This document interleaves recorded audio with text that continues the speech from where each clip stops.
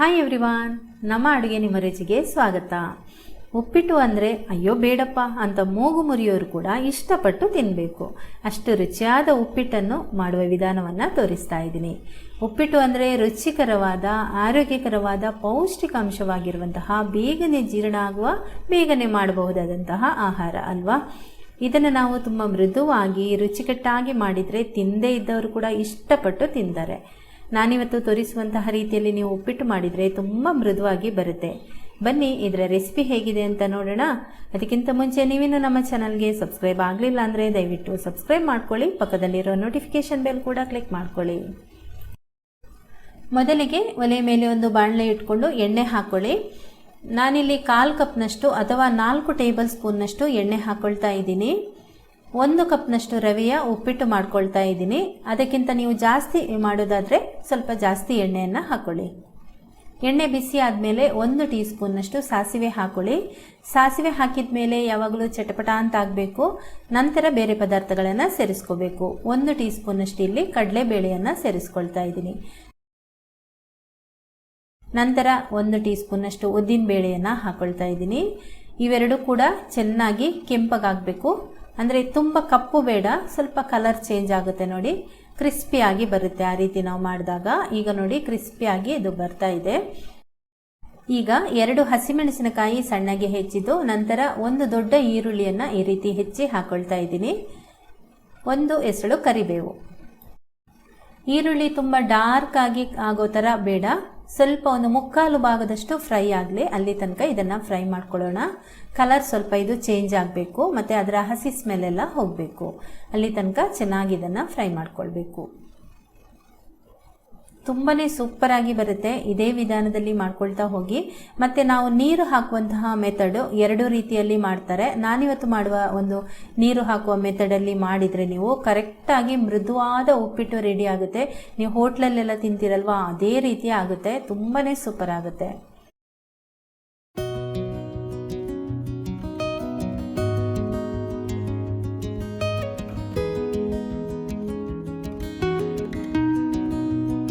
ಈರುಳ್ಳಿ ಇಷ್ಟು ಫ್ರೈ ಆದಮೇಲೆ 1 ಇಂಚು ಗಾತ್ರದ ಶುಂಠಿಯನ್ನು ಸಣ್ಣಗೆ ಹೆಚ್ಚಿ ಹಾಕೊಳ್ಳಿ.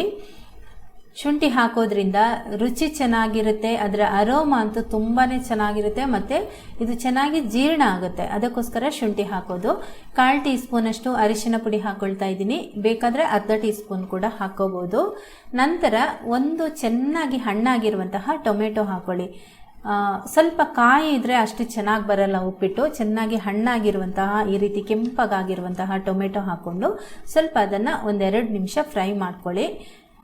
ಟೊಮೆಟೊ ಬೇಡ ಅಂತಿದ್ರೆ ನೀವು ಕೇವಲ ಈರುಳ್ಳಿ ಹಾಕಿ ಕೂಡ ಮಾಡ್ಕೋಬೋದು. ಆದರೆ ಟೊಮೆಟೊ ಹಾಕೋದ್ರಿಂದ ರುಚಿ ತುಂಬ ಚೆನ್ನಾಗಿ ಬರುತ್ತೆ. ಒಂದೊಂದು ಸಲ ಕೇವಲ ಈರುಳ್ಳಿ ಹಾಕಿ ಉಪ್ಪಿಟ್ಟು ಮಾಡಿ, ಒಂದೊಂದು ಸಲ ಟೊಮೆಟೊ ಹಾಕಿಬಿಟ್ಟು ಮಾಡಿ. ಒಂದು ರೀತಿ ವೆರೈಟಿ ಇರುತ್ತೆ. ಆವಾಗ ದಿನಕ್ಕೊಂಥರ ಮಾಡಿದರೆ, ಅಂದರೆ ನೀವು ವಾರಕ್ಕೆ ಒಂದಿನ ಉಪ್ಪಿಟ್ಟು ಮಾಡ್ತೀರಂತಾದರೆ ಒಂದಿನ ಈರುಳ್ಳಿ ಹಾಕಿ, ಒಂದಿನ ಟೊಮೆಟೊ ಹಾಕಿ, ಒಂದಿನ ತರಕಾರಿ ಹಾಕಿ ಉಪ್ಪಿಟ್ಟು ಮಾಡಿ ಚೆನ್ನಾಗಿರುತ್ತೆ. ಆವಾಗ ಯಾವುದೋ ಒಂದು ತರಕಾರಿ ಹಾಕುವ ಬದಲು ಬೇರೆ ಬೇರೆ ತರಕಾರಿಗಳನ್ನು ಹಾಕಿ ಮಾಡ್ಬೋದು. ಬೇರೆ ಬೇರೆ ತರಕಾರಿಗಳನ್ನು ಹಾಕಿ ಮಾಡಿದಾಗ ಅದಕ್ಕೆ ಬೇಕಾಗುವಂತಹ ಮಸಾಲೆಗಳನ್ನು ಕೂಡ ನೀವು ಚೇಂಜ್ ಮಾಡ್ತಾ ಇರ್ಬೋದು. ಆವಾಗ ಯಾವಾಗಲೂ ಉಪ್ಪಿಟ್ಟು ಬೇಡ ಅಂತ ಅನ್ನೋರು ಕೂಡ ತುಂಬ ಇಷ್ಟಪಟ್ಟು ತಿಂತಾರೆ. ಡಿಫ್ರೆಂಟ್ ಟೇಸ್ಟ್ ಇರುತ್ತೆ ಒಂದೊಂದರಲ್ಲಿ ಕೂಡ. ಖಂಡಿತ ನೀವು ಆ ರೀತಿ ಟ್ರೈ ಮಾಡಿ. ಟೊಮೆಟೊ ಫ್ರೈ ಮಾಡಿದ ಮೇಲೆ ನೋಡಿ ಈ ರೀತಿ ಸ್ವಲ್ಪ ಎಣ್ಣೆ ಮೇಲೆ ಬಂದಾಗೆ ಕಾಣಬೇಕು. ಆಗ ನಮಗೆ ಉಪ್ಪಿಟ್ಟು ತುಂಬ ರುಚಿಯಾಗಿ ಬರುತ್ತೆ. ನಂತರ 1 ಕಪ್ನಷ್ಟು ರವೆ ತೊಗೊಂಡಿದ್ದೀನಿ. ನಾನು ತೊಗೊಂಡಿರೋದು ಬನ್ಸಿ ರವೆ. ಬನ್ಸಿ ರವೆ ಆಗಿರೋದ್ರಿಂದ ನಾವು ಅದನ್ನು ಫಸ್ಟೇ ಹುರಿಬೇಕು ಅಂತೇನಿಲ್ಲ. ಈ ಮಸಾಲೆ ಎಲ್ಲ ಹುರಿದಾದ್ಮೇಲೆ ಈ ಬನ್ಸಿ ರವೆಯನ್ನು ಹಾಕಿಬಿಟ್ಟು ಸ್ವಲ್ಪ 1 ನಿಮಿಷ ಫ್ರೈ ಮಾಡ್ಕೋಬೇಕು. ಇದರ ಜೊತೆಗೆ 1 ಟೀ ಸ್ಪೂನಷ್ಟು ಉಪ್ಪು ಕೂಡ ಹಾಕ್ಕೊಳ್ತಾ ಇದ್ದೀನಿ. ನೀವು ಬನ್ಸಿ ರವೆ ಬದಲು ಈ ಉಪ್ಪಿಟ್ಟು ರವೆ ಇದೆಯಲ್ಲ ಅದನ್ನು ಕೂಡ ಉಪಯೋಗಿಸ್ಕೊಳ್ಬೋದು. ಆದರೆ ಉಪ್ಪಿಟ್ಟು ರವೆ ಮಾಡುವಾಗ ಫಸ್ಟೇ ನಾವು ಬಾಣಲೆಯಲ್ಲಿ ಅದನ್ನು ಸ್ವಲ್ಪ ಎಣ್ಣೆ ಹಾಕಿಬಿಟ್ಟು ಫ್ರೈ ಮಾಡ್ಕೊಳ್ಳಿ.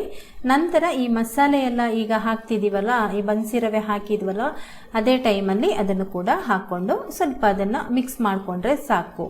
ಈಗ ನಾನು ಇದನ್ನು 1 ನಿಮಿಷ ಫ್ರೈ ಮಾಡ್ಕೊಳ್ತಾ ಇದ್ದೀನಿ. ಇದು ನಾವು ಮೊದಲೇ ಹುರಿದಿಲ್ಲ ಅಲ್ವಾ, ಆ ಕಾರಣದಿಂದ 1 ನಿಮಿಷ ಇದನ್ನು ಫ್ರೈ ಮಾಡ್ಕೊಳ್ಬೇಕು. ಅದರ ಹಸಿ ಸ್ಮೆಲ್ಲೆಲ್ಲ ಹೋಗಲಿ ಅಂತಷ್ಟೇ.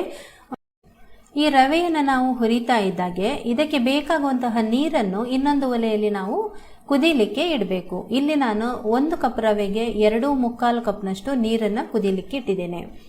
ಈ ಕುದೀತಾ ಇರುವಂತಹ ನೀರನ್ನು ನೋಡಿ ಈ ರೀತಿ ನಾವು ಹಾಕೋಬೇಕು.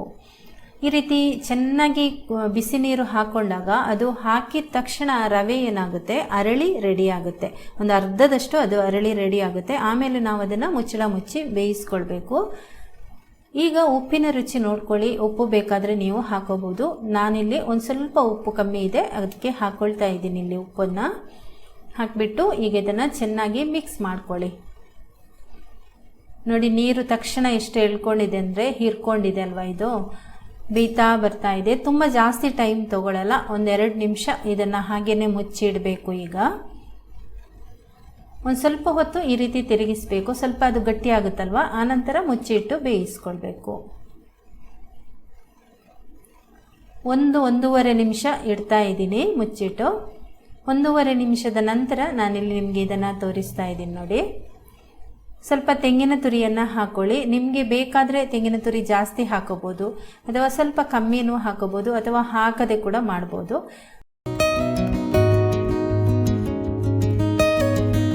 ತೆಂಗಿನ ತುರಿ ಹಾಕಿದರೆ ರುಚಿ ಚೆನ್ನಾಗಿರುತ್ತೆ. 1 ಸ್ಪೂನ್ನಷ್ಟು ತುಪ್ಪ ಹಾಕ್ಕೊಳ್ತಾ ಇದ್ದೀನಿ. ತುಪ್ಪ ಹಾಕಿದರೆ ಘಮ ಅಂತಿರುತ್ತಲ್ವಾ, ಅದಕ್ಕೋಸ್ಕರ ತುಪ್ಪ ಹಾಕ್ಕೊಳ್ತಾ ಇದ್ದೀನಿ. ಮತ್ತು ಉಪ್ಪಿಟ್ಟು ಕೂಡ ಸಾಫ್ಟಾಗಿ ಬರುತ್ತೆ. ನೋಡಿ ಎಷ್ಟು ಚೆನ್ನಾಗಿ ಬಂದಿದೆ ಅಂತ ನೋಡ್ಬೋದಲ್ಲ, ಸೂಪರಾಗಿ ಬಂದಿದೆ.